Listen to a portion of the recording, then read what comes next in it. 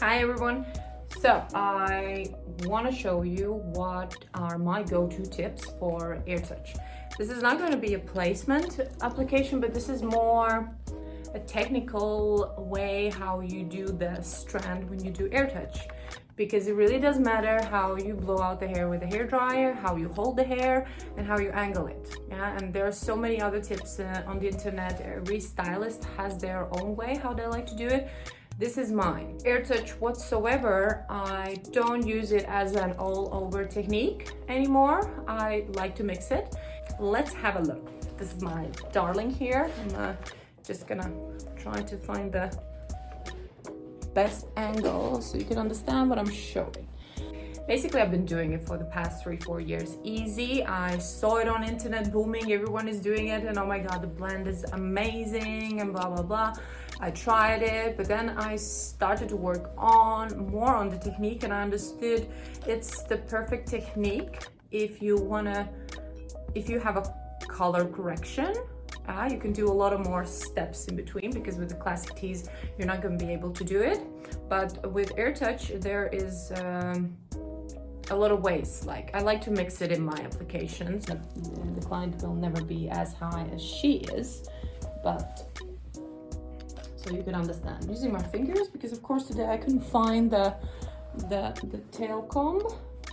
And first and most important tip what I can give for Airtouch application is pay attention what texture your client comes in, because a lot of the times, you know, they come with a second, third day dirty hair, and if the hair is this texture, which is more on the training dolls hair, coarse hair, it's not a problem. But the problem starts if you have this glass hair, which is super straight and it doesn't have a lot of baby hairs in between, then that's gonna be a problem. I would definitely suggest either run it over with a straightener, smooth it out a little bit.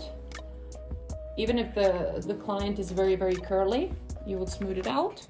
But also, a good thing is if you're gonna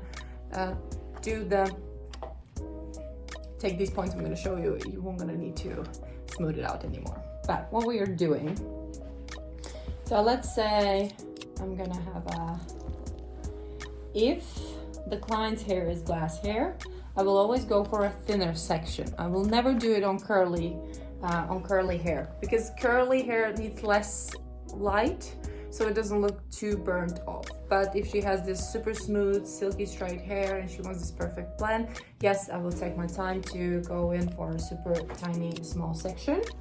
And a lot of the artists say the importance of Airtouch, how if you know the size is right, you have to read it through. Well, not really. And you know, with different textures, you can get different results. No, but if you want for me to talk a bit more on texture, yeah, then you know what to do.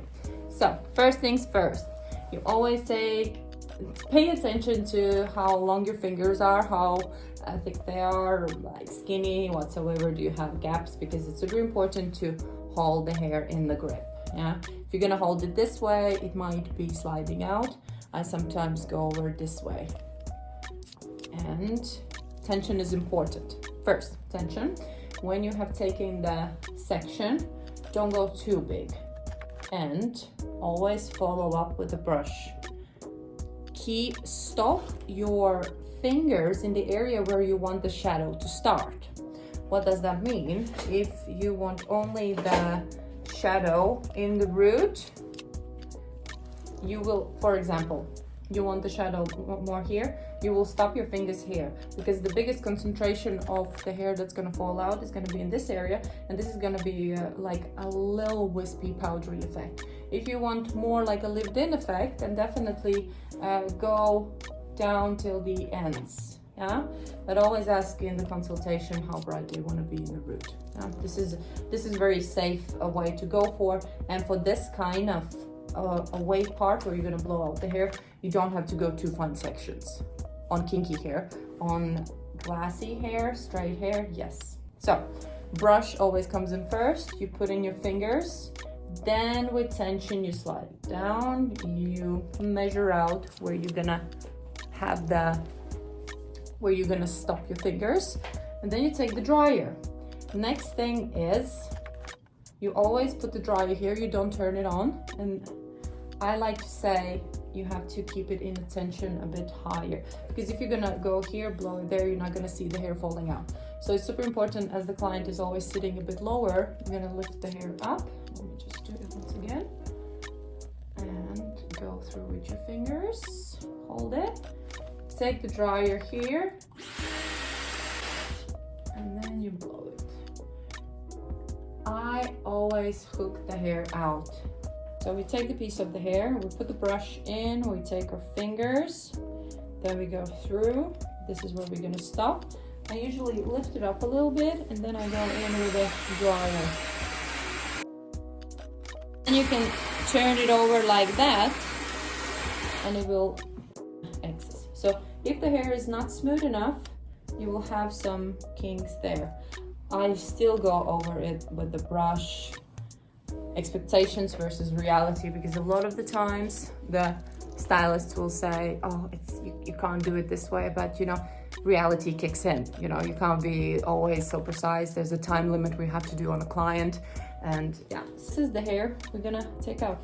Always pull the blown out hair, and then hold it up with a tension, and this is where you're gonna put the brush with the foil. Yeah, and take it out, and that's how you're gonna apply it. It's a very easy way. It's nothing to do about the technique. It's about how you place it. Technique is simple. Just practice it on. Try it on different hair textures so you understand it. Again, remember, brush it through with your fingers, and then you blow it in. Because what will happen if you're gonna just blow it here, starting like that, and then take it, I've seen it so many times to do it, you're not gonna get the whole blend. There might be some more brushing out.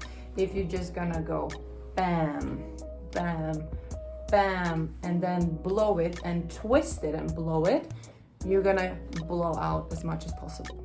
I hope this was helpful for you.